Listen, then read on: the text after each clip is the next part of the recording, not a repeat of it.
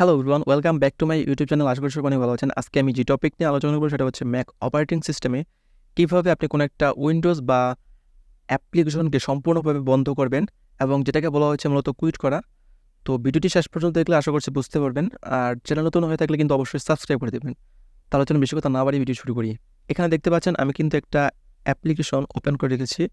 এখন এটাকে সম্পূর্ণভাবে বন্ধ করার জন্য আপনাকে যে কাজটি করতে হবে, আপনি যদি লাল বাটনে প্রেস করে এটাকে ক্লোজ করতে চান, এটা কিন্তু সম্পূর্ণভাবে বন্ধ হবে না। দেখুন আমি আপনাকে দেখাচ্ছি।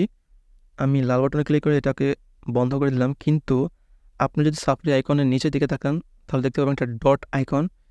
এর মানে এই অ্যাপটা কিন্তু ব্যাকগ্রাউন্ডে চলছে। এখন এটাকে সম্পূর্ণভাবে বন্ধ করার জন্য আপনাকে কুইট করতে হবে। আমি দেখাচ্ছি আপনাকে। আমি অ্যাপ্লিকেশনটা আবার চালু করে নিলাম। এখন কুইট করার জন্য কিবোর্ড শর্টকাট রয়েছে। কিবোর্ড শর্টকাটে হচ্ছে কমান্ড এবং সাথে কিউ, দুইটা একসাথে প্রেস করেন তাহলে এটা কুইট হয়ে যাবে।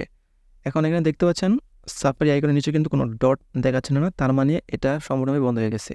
আরও দুইটা প্রসেস দেখাচ্ছি কীভাবে আপনি এটা বন্ধ করতে পারেন বা কুইট করতে পারেন। তার জন্য আপনি চলে যাবেন অ্যাপলের আইকনটাতে, এখানে ক্লিক করবেন, নিচে দেখতে পারবেন ফোর্স কুইট বলে একটা অপশন আছে, এখানে ক্লিক করবেন।